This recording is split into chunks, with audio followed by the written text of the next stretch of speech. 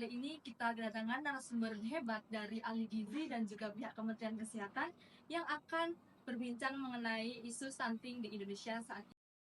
WHO menargetkan angka stunting tidak boleh lebih dari 20% di setiap tahunnya.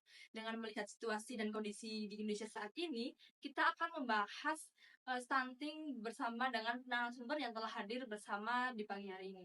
Kita mulai dari ahli gizi.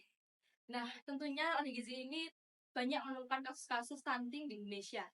Oleh karena itu, untuk menjelaskan hal ini, apa sih perbedaan antara gizi buruk dengan kondisi stunting itu sendiri? Nah, stunting ini adalah gagal tumbuh kembang anak secara kronis ya. Jadi bukan suatu saat itu saja.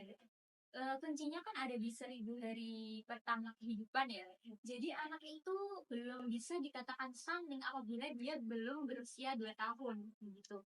Nah, Mas pasti pada bertanya-tanya, bagaimana sih caranya untuk mengetahui gitu ya gejala-gejala dari stunting ini. Nah, kita kan punya posyandu ya.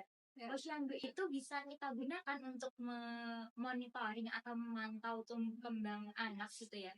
Jadi bisa dilihat setiap bulannya itu anak bertambah berat badannya, menambah tinggi atau tidak. Apabila anak tidak bertambah berat badannya dan tidak bertambah tinggi itu harus diwaspadai, harus dicurigai gitu.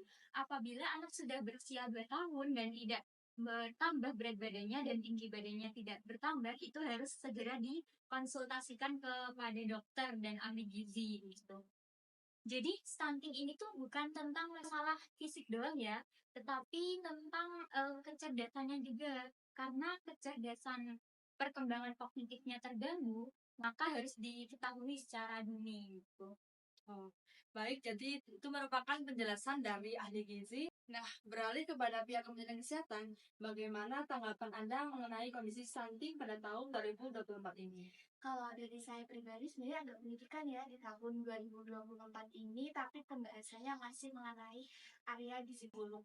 Di mana mungkin di negara lain pembahasannya adalah bagaimana teknologi untuk memajukan suatu daerah misalnya, atau bagaimana seorang anak bisa mencapai potensi tertingginya.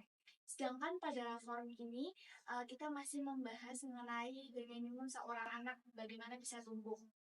Tetapi ini memang realita yang harus kita hadapi, karena besarnya populasi warga negara di Indonesia juga dengan pendidikannya. Nah, ini menjadi PR bagi kita semua. Ya, memang benar sekali, stunting ini merupakan jadi PR besar bagi negara kita.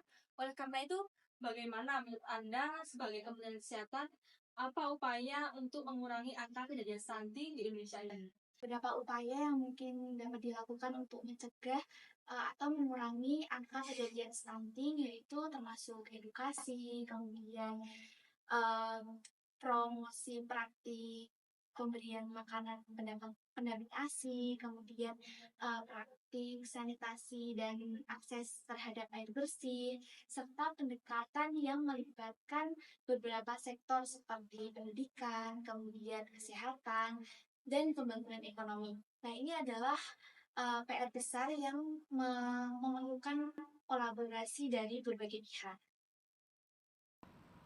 Nah, itu tadi merupakan penjelasan dari kedua narasumber hebat kita yang telah hadir pada kesempatan kali ini. Terima kasih atas meluangkan waktunya dan juga ilmunya yang diberikan. Oleh karena itu, mari bersama-sama kita mencegah stunting dengan memenuhi kebutuhan gizi anak dengan baik demi terwujudnya Indonesia Emas. Demikian perbincangan singkat pada forum kali ini. Semoga ilmu yang diberikan dapat bermanfaat. Sampai jumpa.